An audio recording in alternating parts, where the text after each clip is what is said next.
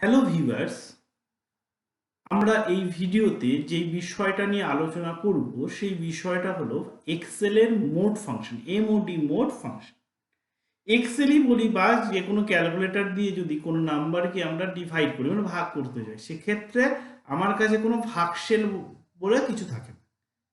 আমার কাছে যে নাম্বারগুলো আমরা ডিভাইড করি সেগুলো পয়েন্ট দিয়ে মিলে যায়, কিন্তু এমওডি মোড ফাংশন দিয়ে আমরা এই ভাগটাকে কি করতে পারি, যে রিমাইন্ডারটাকে নিয়ে আসবে, মানে ভাগ করলে কত রিমাইন্ডার থাকবে সেটা নিয়ে আসবে। চলো দেখি তাহলে।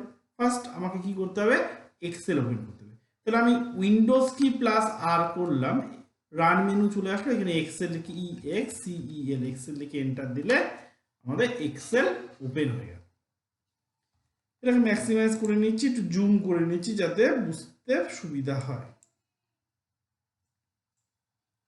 এইবার আমরা কি করব, এখান থেকে আমি 200% জুম করে নিই। এইবার মোড ফাংশনের জন্য আমাকে একটা টেবিল বানাতে হবে। টেবিলটা করার জন্য কি করব, নাম্বার ডিভাইড লিখে দিলাম DIV, আর এখানে রিমাইন্ডার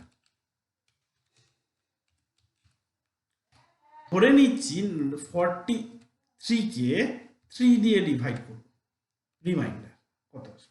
এবার নর্মালি যদি আমি ভাগ করতে যাই সেক্ষেত্রে is equal to number divided by এই, যখনই আমি এন্টার দিচ্ছি 14.333% চলে আসে। এইবার আমি এটাকে মোড ফাংশন দিয়ে দিতে যাচ্ছি।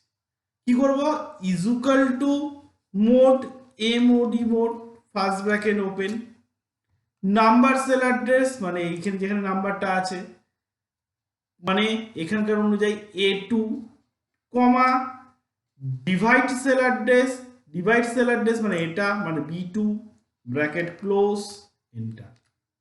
দেখো এক্ষেত্রে কিন্তু আমার কাছে ভাগফল বলে কিছু নেই, আমার এমওডি মোড ফাংশন আমাকে শুধুমাত্র রিমাইন্ডারটা ক্যালকুলেশন করে দেবে। এবার আমি যদি এখানে দিয়ে দিই 43 জায়গায় 42 দিয়ে 3 করি, তাহলে দেখো 0। কেন, তুমি এখানে গিয়ে এমনি ডিভাইড করি, is equal to 42 divided by 3, দেখো কত আসছে 40।